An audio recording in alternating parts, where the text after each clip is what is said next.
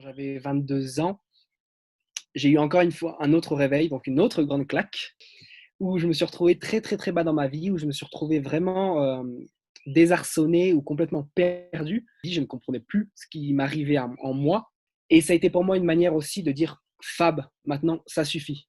Il faut que tu fasses quelque chose, il faut que tu te reprennes en main, il faut que tu retrouves ton pouvoir, il faut que tu retrouves ta puissance.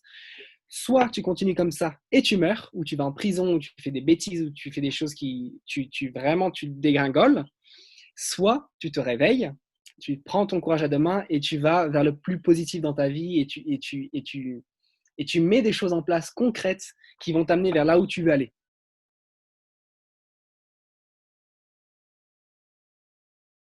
Donc à partir de ce moment-là, j'ai commencé à découvrir le yoga, j'ai commencé à découvrir la méditation, j'ai commencé à découvrir la spiritualité. Comme toujours, quand on s'ouvre, quand il y a une ouverture, les choses viennent à nous.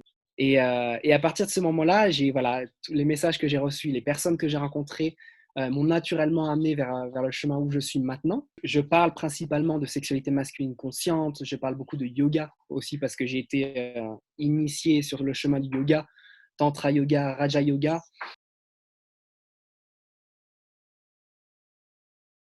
Lorsque la vibration d'une personne, s'élève ou se libère ou s'ouvre, on impacte directement au niveau, beaucoup plus sociétal, même au niveau de la famille, notre famille, au niveau intergénérationnel qui est en train de se transformer. Quand on est perdu, c'est retourner à soi et quand on retourne à soi, le temple de Dieu s'ouvre et dans ce temple de Dieu, justement, il y a toutes les réponses et il y a la connaissance divine, il y a les annales akashiques et toutes ces choses-là sont bien cachées. Le trésor qui est au fond de la terre qu'il faut aller creuser pour aller chercher, ce trésor.